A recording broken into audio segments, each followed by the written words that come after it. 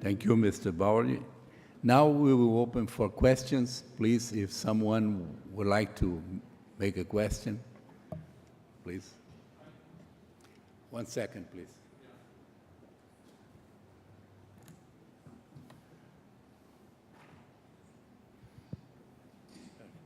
I have a simple question for any one of you. Until recently, I thought that I did not understand lawyers because they only speak legalese. Now I understand I don't understand economists either. It's my fault, of course, it's not your fault. But in all, joking apart, all these numbers that you gave us, very impressive growth of gross national products. What is I was looking for a number. What is the percentage of the gross national product that goes into scientific research in Brazil? Because in Europe, there is a continuous debate whether it's 1%, 2% of the gross national product that goes into basic research. Can anyone give me a number? Mr. Publio will answer.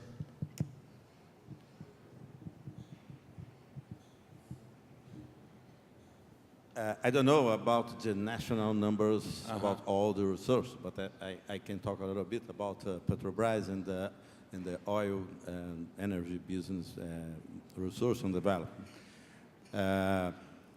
The government has created one important fund for research and R&D in the oil industry.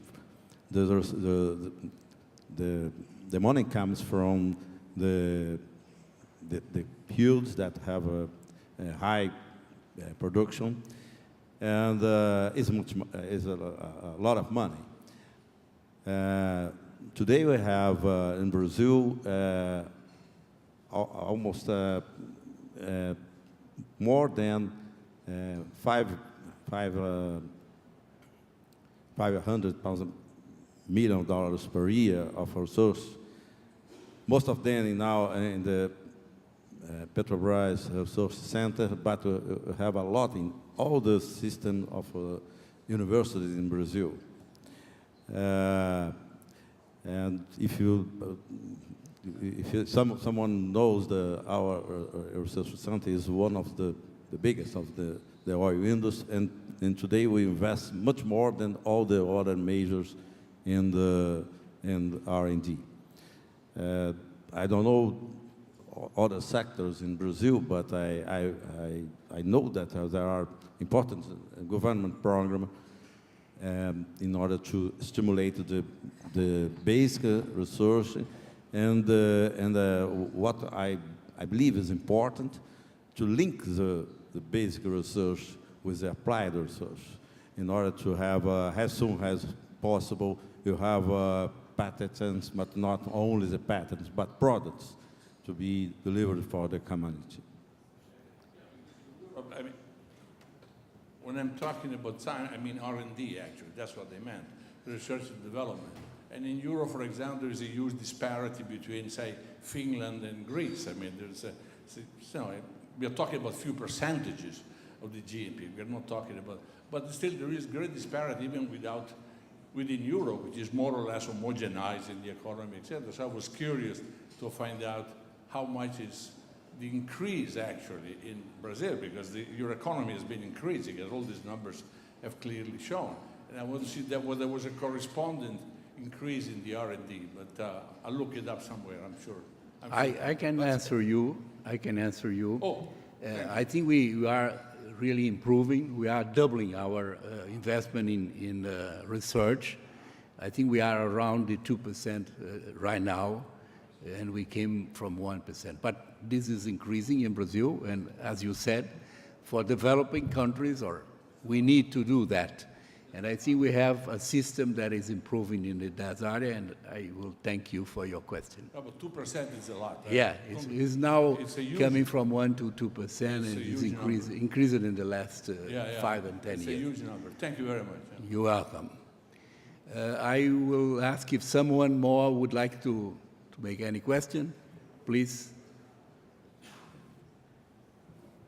Thank you. I'm Bob Berg, World Academy of Art and Science. A question for Dr. Navarro. You have a broad range of joint research that you described. I'm wondering what areas you're most hopeful about and which ones worry you most about.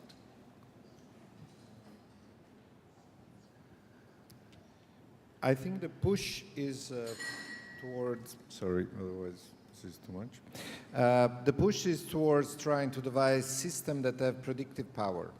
That's the kind of demand that is growing.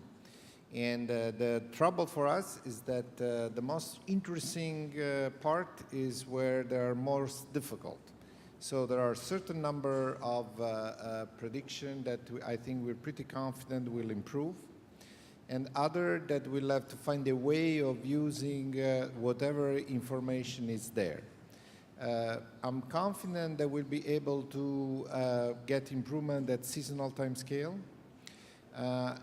It's a little bit more unclear what will happen at decadal time scale. That is a favorite time scale.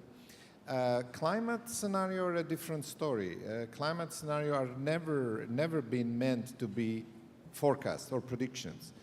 They are possible futures, and I think they will continue to do so. I expect that we will be able to define more and more the probability distribution of these events, and they will increase the number of processes and events that we will be able to treat. For instance, we're basically now at the border of our resolution for extreme events.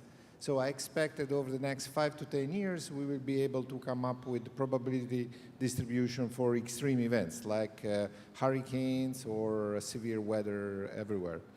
So I'm also confident that we'll be able to extend our description, including more and more complete system parts of the Earth system, including also application like crop yield models, for instance. Crop yield models will be part of the Earth system models.